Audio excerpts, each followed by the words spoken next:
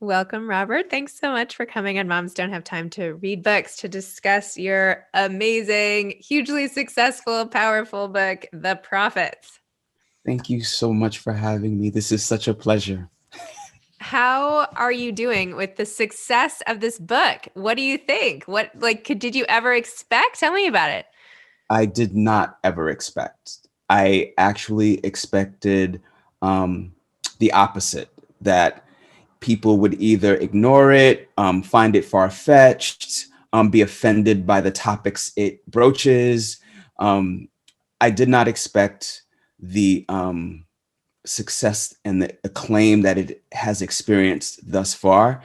And it is so hard to internalize it because I had been so preparing myself for the bad or the negative that the positive surprised me. And I think I'm still in a state of surprise, but ultimately grateful. I like doing that too. Sort of prepare for the worst, and then everything is a pleasant surprise. Right, right. Well, for people who might not be familiar with The Prophets or Son of Baldwin for that matter, would you mind first just talking a little about what The Prophets is about and then what inspired you to write it? Oh, awesome. The Prophets is about Samuel and Isaiah, two enslaved men on a plantation in Mississippi during the 1800s who are in love. And um, the book sort of examines how that love transforms, inspires, angers everyone around them, whether that be fellow enslaved people or the plantation owners and the family that owns these enslaved people.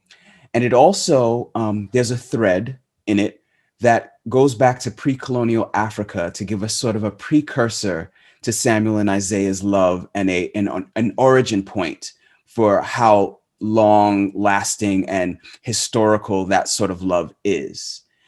And it is something that took me 14 years to write, Oh my gosh. precisely because I could find no template to draw from. And that in all of my studies, I was an Africana Studies minor in undergrad, I could find no examples of Blackness and queerness prior to the Harlem Renaissance and wondered, where were they? Like, did they just pop up in 1929? Like, where were Black queer people? And found only references that sort of alluded to sexual assault or some sort of depravity. And my question was, what about love? And so, because the great Toni Morrison said, if you cannot find the book you wish to read, then you must write it, I set about writing what would eventually become The Prophets. Wow. 14 years and it's finally here.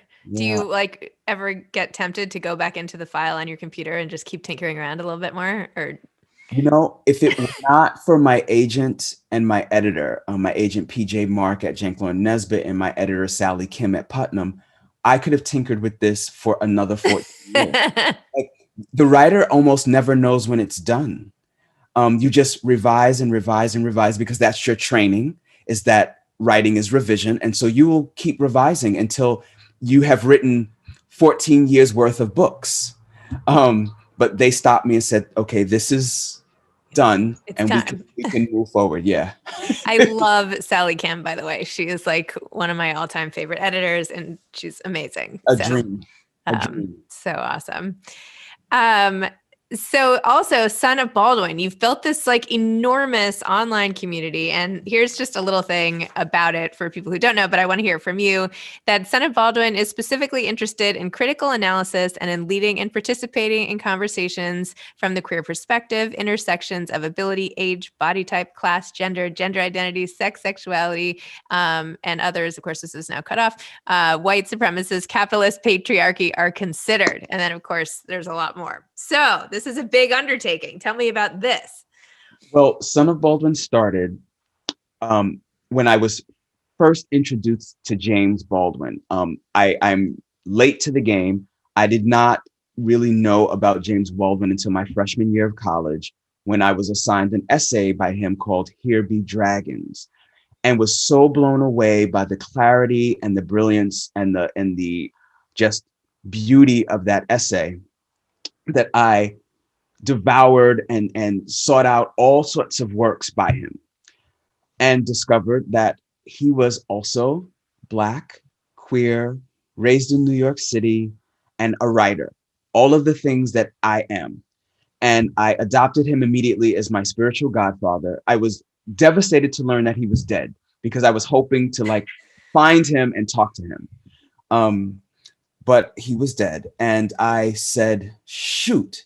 And then I watched a documentary where his brother said some of James Baldwin's last words were, I hope that someone finds me in the wreckage. Mm.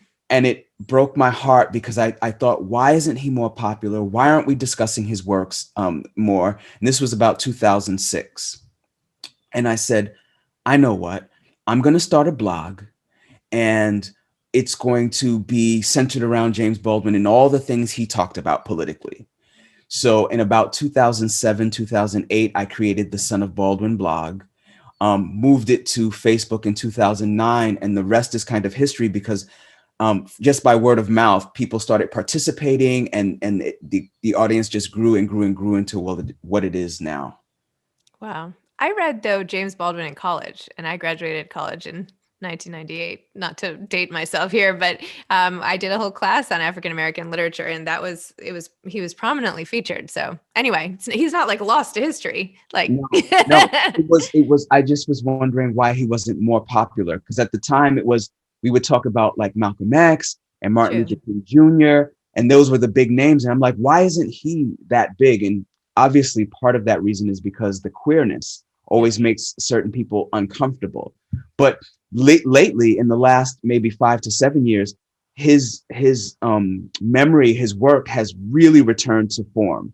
So I'm really, really glad about that.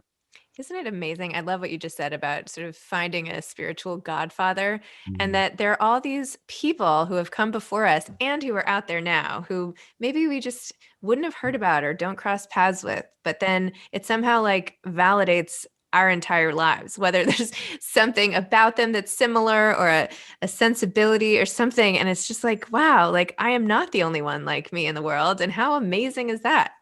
That is um, what drove me utterly was he confirmed my right to be.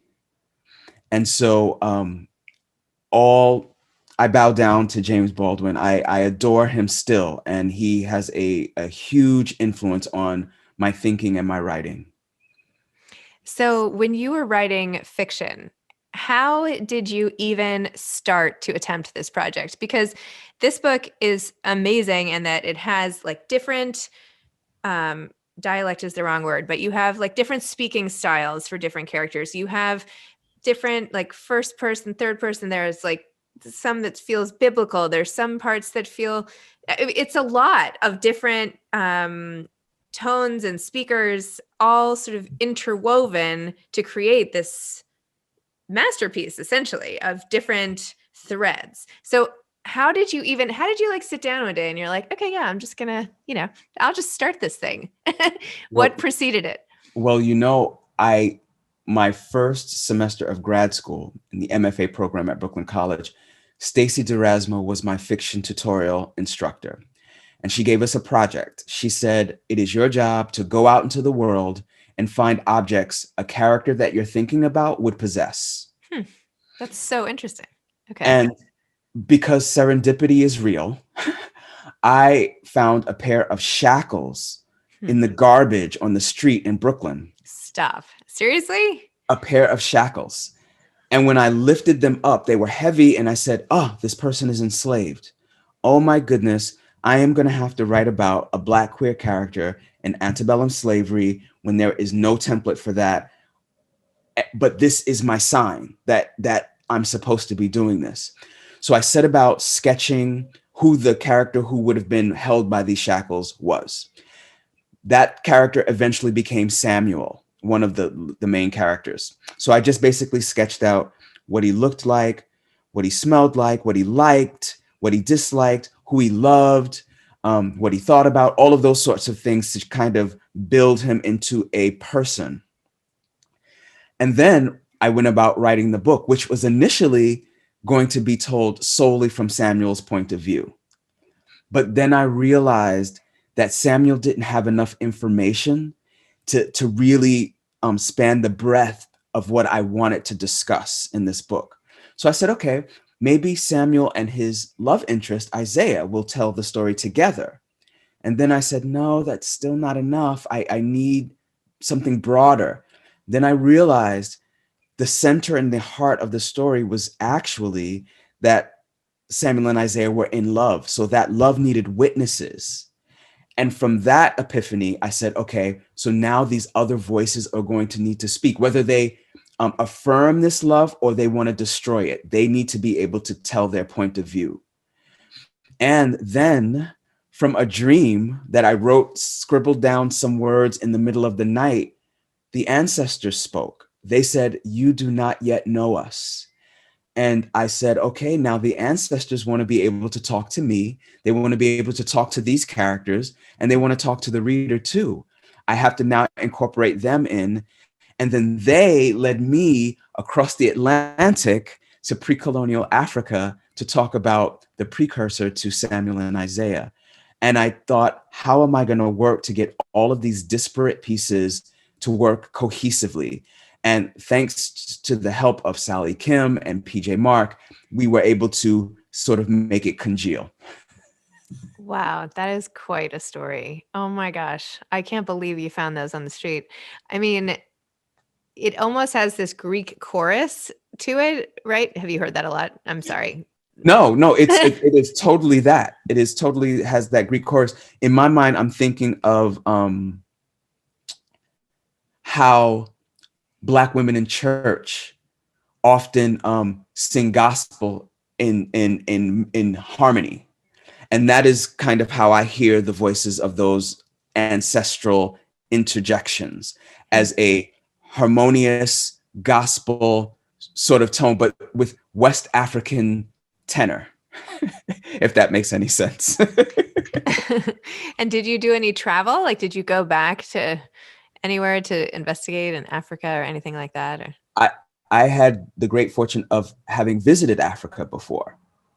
So I just retrieved those memories of what it was like to be there, what the air smelled like, what the people looked like, what the camaraderie felt like. It felt like a homecoming. Like that was the place that I actually belonged. Like I belonged to that landscape. And I took that feeling and tried to interpret it in a literary fashion. Wow. Very cool. Oh my gosh. A lot of the scenes in this book, I have to say, were very tough to read in terms of the graphic nature of the torture and depravity and just awful. It was just like I wanted to close my eyes at certain scenes, which is tough when you're reading, right? What was it like to write scenes like that? Like, was that hard for you? It was physically painful. Like when I would be describing a scene, my skin would start to like burn a little bit. It would hurt as almost as though I was becoming the character. And I had to often stop and take walks and visit with my nieces, nephews, and nibblings. And What's a nibbling? nibbling is a child of my sibling that is non-binary. No way. Okay, I'm Yes. so out And of it. I've never heard that before. Okay. I have a nibbling who Okay. is non-binary. And so I took breaks. And partially that's part of the reason why I took 14 years to write this book. But it was also sort of it became a conscious effort to say to myself, if I'm going to expect the reader to get through this, I'm going to have to give them something beautiful. I'm going to have to give them something deeply loving to sort of balance out the hatred and the torture. So I decided early on that the love would be imbued as much as I possibly could into the book, so that there was some sort of balance. You speak so reverently about love. Tell me about the role that love has played in your life.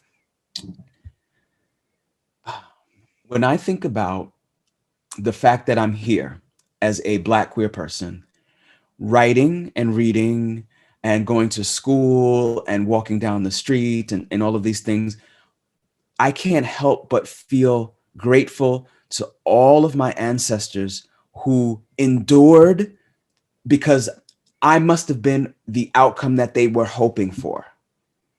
Um, that endured whips and untold brutality and untold degradation to ensure that a me could exist. If that is not love, they didn't even know me. They dreamed that it might be. That is the ultimate form of love. And this was my attempt to testify on behalf of that love and to witness for it and to pay homage to it. That's beautiful. That's really beautiful. What are some of the loving examples you have in your life now, or that you have, My or that husband, you've seen actually like role modeled to you? um, I have one of my best friends in the entire world. We've been best friends since third grade, Arlene Sola Vargas. One day when we were 15 years old in high school, I picked her up from school. We went to adjacent high schools. And so I would walk to her school, pick her up, and we walk home together. She stops me and she goes, "Bobby," that's what my family calls me. "You see that guy right there?" And I'm looking at him. I'm like, "Yeah." She's like, "That's going to be my husband." And I said, "Ilky," that's my nickname for her. He, he's just an average looking guy. You're so beautiful. You can be so-" Lo and behold, they started dating shortly after that and have been together ever since. What? That's crazy. They have modeled for me what it means to be in love. She knew from the moment she saw him that that was her soulmate, her eternal love, the love of her life. And he felt the same way about her, and they have been together ever since. 3 children, a marriage, and 3 children later. Children later, they are still together. We are still friends. Her children consider me their uncle. Um, I have never seen romance like that in my life. It is just absolutely beautiful. And then in my own family, the way my grandmother loved me was unbelievable. She died when I was very young. I was 7. And she told my mother, she said, "Bobby's going to miss me." And the truth of the matter is, to this day, I still cry when I think about her on her birthday, on the day that she died. Um, that kind of love is just all through my life. There have, of course, been examples of people who did not love me, who did everything in their power to try to tell me that I was unlovable. But thanks to the glory of the love of people like Arlene and my grandmother and other members of my family, I withstood, and I'm here.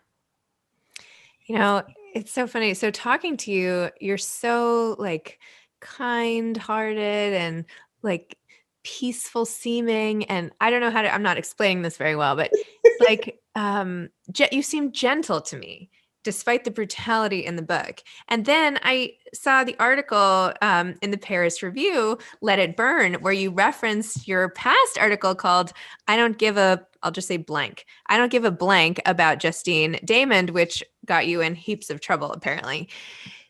Which I'm sort of shocked to even hear, because you seem like someone who would care about, like, you know, not crushing a ladybug on the street, which I might be wrong. I've only known you for like, what, 20 minutes, but that's the impression I'm getting. It is absolutely true that I even have a problem with killing a fly or a cockroach. Like, something about that bothers me. But what also bothers me just as much is injustice. Um, I cannot stand to watch another video of a Black person being murdered on camera with, and the murderer just as though they were swatting a fly. Mm-hmm. That it utterly doesn't matter. That angers me to beyond my capacity to contain anger. I don't want to be an angry person, but I can't help but be angry when I see what happens to Black women, what happens to Black queer people, what happens to Black people in general, what happens to anybody who's marginalized in a society angers me deeply. And so I write with the spirit of that when I'm writing pieces like I Don't Give a Blank about Justine Damon, which is really rhetorical because the truth is I do give a blank about Justine Damon, but I'm trying to let the society know you only care because it's a white woman, but if it was a Mm-hmm. Black woman, you wouldn't care. Right. So I'm trying to turn it on you and say, here's your mirror. This is what it's like when you disregard our lives. This is what it feels like.